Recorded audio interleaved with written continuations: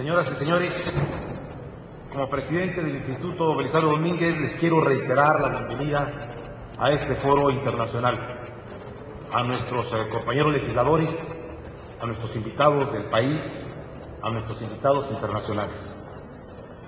En este foro vamos a escuchar en estos días las visiones de algunos de los especialistas más sobresalientes a nivel internacional en materia de combate a la corrupción. Y vamos a conocer experiencias en Latinoamérica y en varias regiones del mundo. Si bien existe una coincidencia en caracterizar a la corrupción como un fenómeno universal que nada nos enorgullece, atribuido a aspectos culturales de su desarrollo o intrínsecos a determinados regímenes políticos, la sociedad no está destinada a ser corrupta.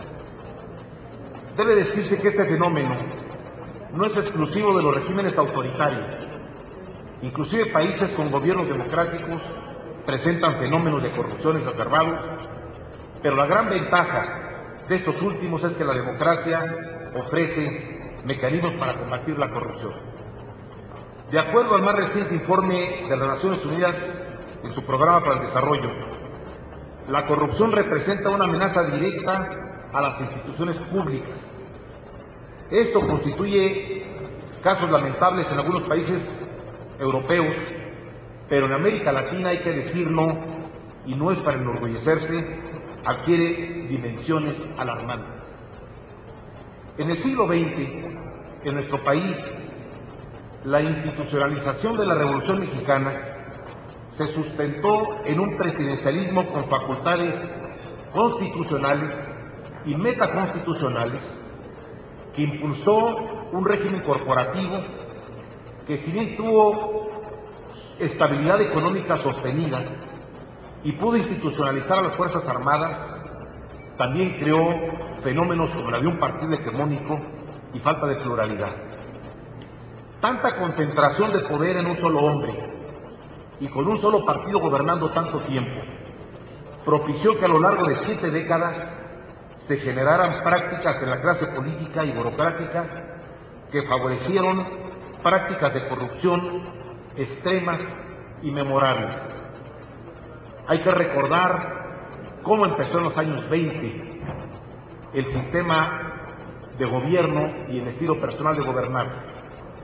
Los mexicanos recordamos todavía una frase que hizo historia en los años 20 de un general revolucionario que fue presidente de la República. Decía el general Obregón: no hay general que aguante un cañonazo de 50,000 pesos. Y en los años 70 y todavía 80 del siglo pasado, otro político destacado, de aquí muy cerca, del Estado de México, hizo memorable otra frase que parecía parte del manual de los políticos de aquel momento. Decía ese personaje del Estado de México: un político pobre es un pobre político, y por lo tanto todo se valía para poder construir carreras políticas.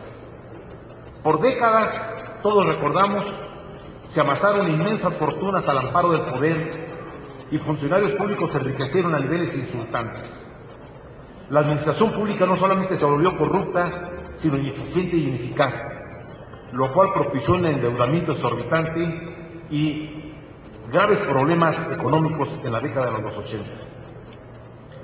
Las reiteradas crisis económicas y la corrupción propiciaron, entre otros factores, el descontento social y la irrupción de una diversidad política que se expresó en elecciones como la de 1988, 1997 y finalmente el año 2000. En ese año, México experimentó una alternancia en la presidencia y avanzamos en la pluralidad política. Es necesario reconocer que desde 1997 por lo menos se dieron avances significativos en la creación de leyes anticorrupción en materia de los servicios que presta el Estado, en las responsabilidades de los funcionarios públicos, en la rendición de cuentas y en la transferencia y acceso a la información gubernamental. Los avances han sido significativos y, sin embargo, la corrupción aún prevalece.